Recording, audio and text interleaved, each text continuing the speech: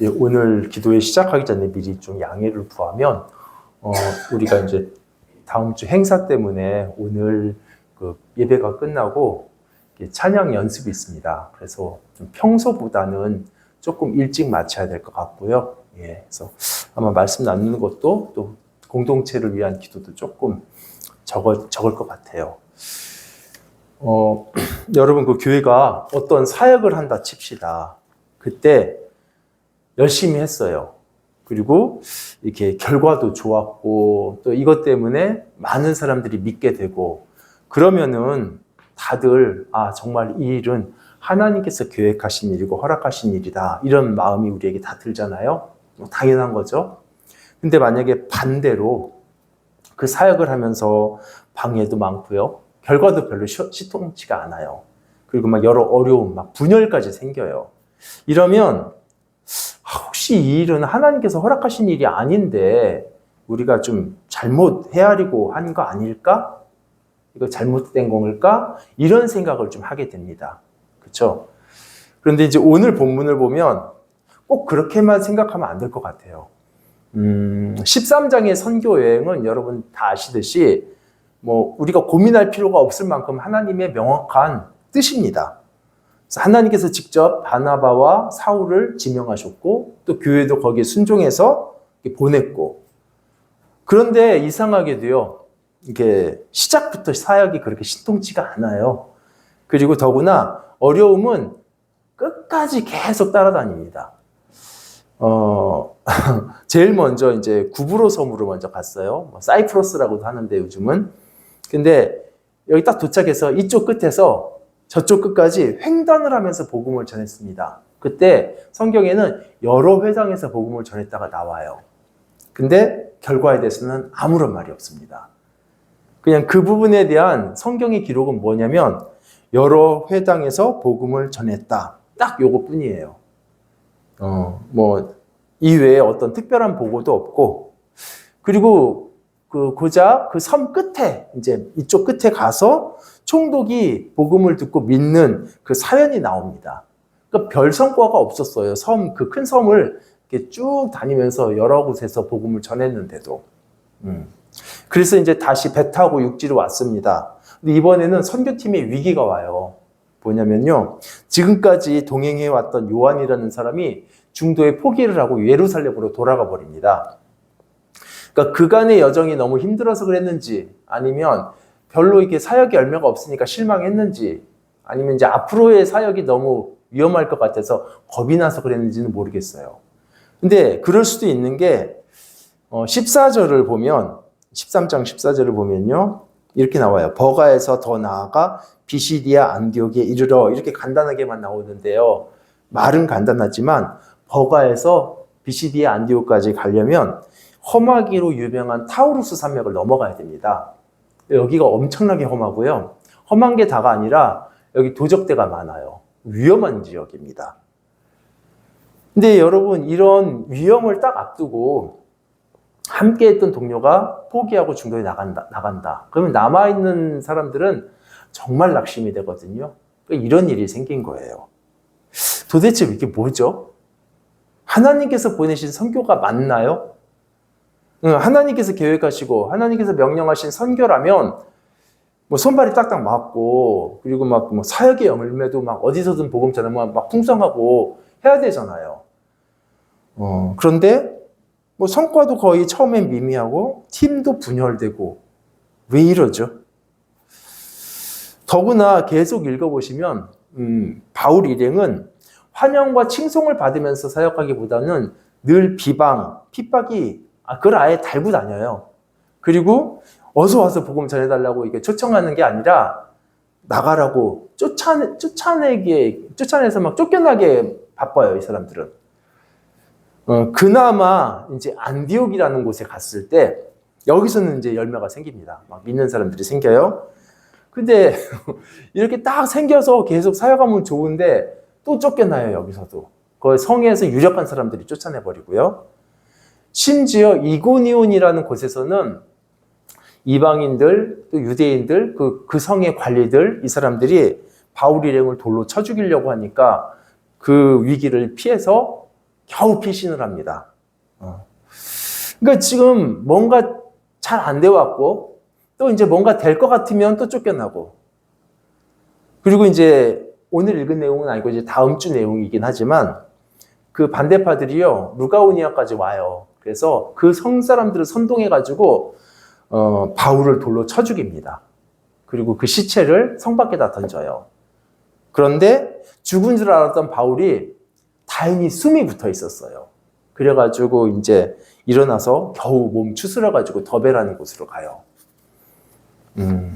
이런 내용을 보면서 생각하게 되는 거는 당장의 결과만으로 이것이 하나님 뜻이다, 아니다 이렇게 섣부르게 판단하기가 어려울 것 같아요.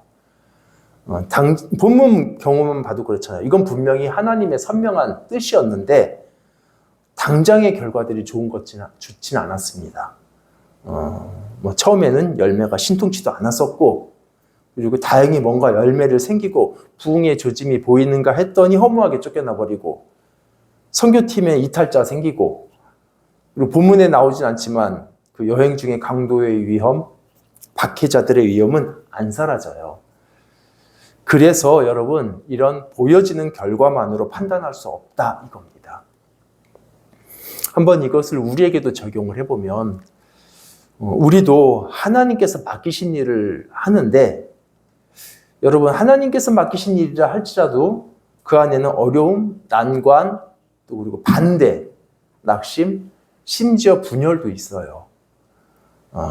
근데 이제 이런 일들이 반드시 생긴다 그 말이 아니라 이제 그럴 수 있다라는 말입니다. 이때 중요한 게 뭐죠? 우리에게 맡겨진 일을 하나님의 방식대로 하는 게 중요합니다. 결과를 책임지는 게 아니에요, 우리가. 우리는 자꾸 결과를 책임지고 싶어 하지만, 당장의 결과 때문에 실망하거나 이거 하나님 뜻 아니다, 이렇게 하면 안 되죠.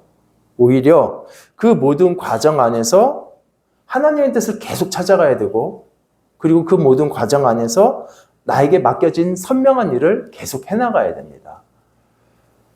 그렇게 하다 보면 여러분 어느 순간에 하나님의 일하심이 보여요. 그래서 오늘 본문의 바울도 그랬습니다. 말씀드렸던 대로 복음이 충분히 전파되지도 못했잖아요. 왜냐하면 자꾸 쫓겨나니까, 자꾸 맡기니까. 그렇게 겨우겨우 전했던 복음인데 신기하게도 시간이 지나서 이렇게 딱 돌아보니까 사람들이 바뀌어 있어요. 그리고 그 지역이 바뀌어 있습니다. 안디옥의 경우 아까 말씀드린 거기서는 전하다가 쫓겨난 케이스인데 우리 52절을 한번 읽어볼까요? 그 안디옥 교회의 상황을 보면 52절이요. 자, 시작. 제자들은 기쁨과 성령이 충만하니라. 예, 짧은 기간이었어요. 근데 이미 복음을 받은 사람들에게는 그 생명의 영향력이 나타나기 시작합니다. 그리고 이고니온이라는 곳에서는 그래도 조금 오래 있었는데 여기서는 죽을 뻔했지만 근데 다른 지역들 여러 지역들이 있었어요. 거기서는 바울이 오래 못 머물렀거든요. 금세 쫓겨났습니다. 잠깐만 복음 전했어요. 그런데 어느덧 이런 곳에서 공동체가 생겼어요. 교회 공동체가. 그래서 바울이 나중에 선교여행 끝나고 이렇게 다시 돌아갈 때에는 돌아가면서 그 성읍들에 장로들을 위임을 해서 세웁니다. 벌써 그렇게까지 성장을 한 거예요. 그러니까 당장 복음 전할 때는 늘 쫓겨나기 일쑤였고 잘 되는 것 같아도 자꾸 맡겼고 그런데 그럼에도 불구하고 여전히 맡겨진 복음을 증거했더니 나중에 공동체가 세워져 있고 또 당장은 티 안 나는 일이었는데 나중에 보면 큰 숲이 돼 있습니다. 이게 하나님의 일하심이에요. 뭔가 이게 착착착 되지 않는 것 같지만 하나님께서는 우리의 이런 이상하게 꼬이고 어긋나고 이런 과정 안에서도 하나님께서는 하나님의 일을 이루어 가신다라는 거예요.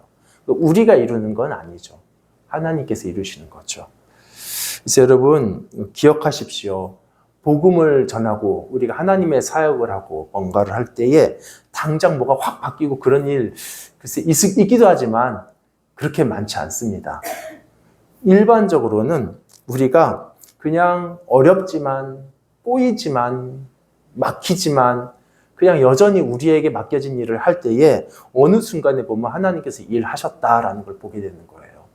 사실 저도 지금 이게 사역을 하면서 뭐 이렇게 여전히 말씀을 이렇게 중심으로 해야 된다. 그리고 또 우리가 기도하지 않고는 뭔가 뭐 이렇게 다른 것으로 붐을 일으켜서가 아니라 이렇게 기본적인 것, 우리에게 맡겨진 것을 해야 된다라고 말씀드리는 것은 이게 당장은 뭐 효과가 안 보이는 것 같지만 하나님께서 일하시는 방식입니다. 우리에게 맡겨진 선명한 것들을 해내는 것이. 예. 그래서 우리도 한번 이렇게 뭐 바울 일행처럼 자신들에게 맡겨진 일을 했으면 좋겠어요. 또 특별히 우리 다음 주간에는 우리 또 친구 초청 집회가 있잖아요. 그래서 여러분 뭐 그날 뭐 여러 사람들이 많은 사람들이 오면 정말 감사한 일이죠.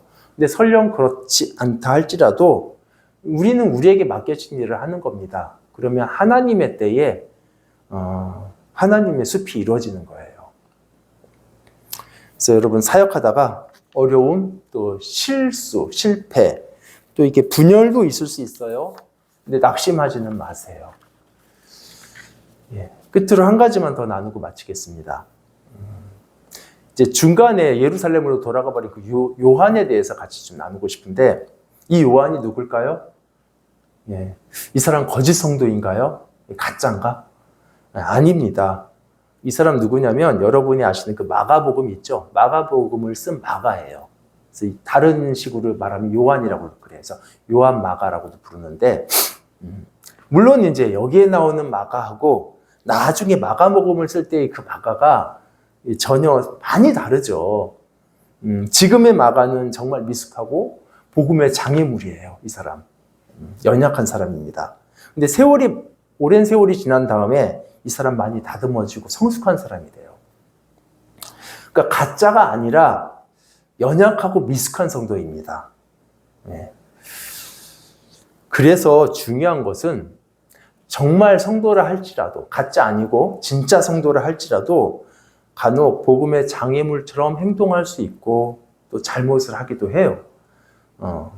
이럴 때 굳이 합리화하거나 미화시킬 필요 없습니다. 이거 뭐 이 사람 대단한 마가니까 막 이걸 갖다 미화시켜서 실수 아닌 것처럼 할 필요 없어요. 우리는 저 포함해서 늘 연약함 그리고 실수의 가능성을 가진 사람들이에요.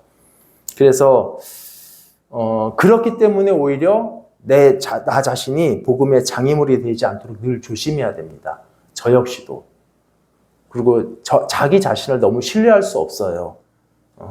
자기 자신이 장애물이 되지 않도록 하나님께 기도해야 됩니다.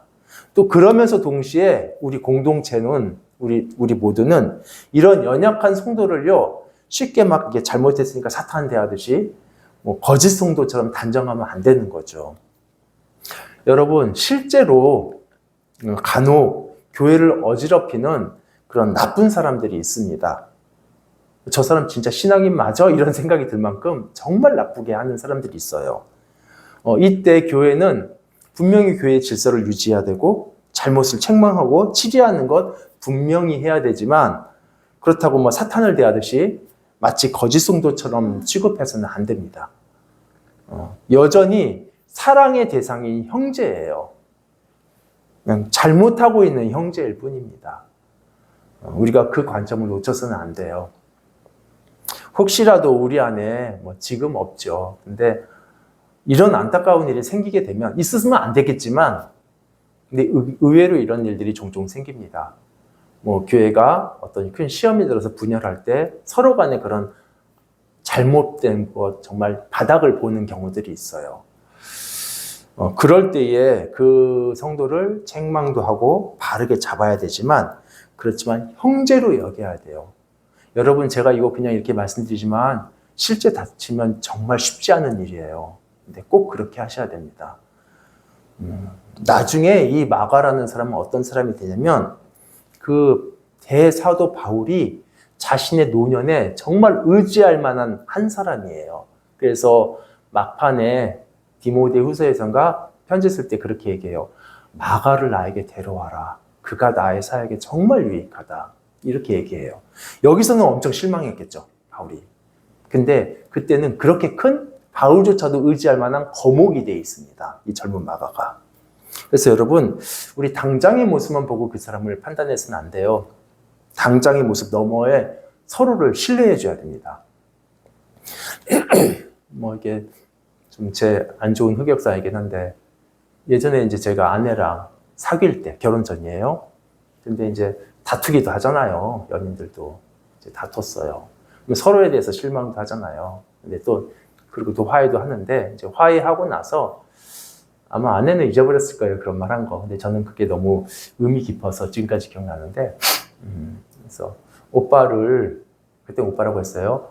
오빠를 이제 다 인정하고 신뢰한다. 그런데 사실은 오빠를 신뢰하는 것보다 오빠가 믿는 하나님을 신뢰한다.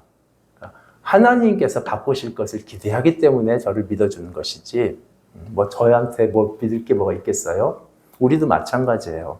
상대를 보면 참 저 사람을 믿어줘야 되나 이런 마음이 들 수도 있는데, 하나님께서 다듬으시고 바꾸시는 성도예요.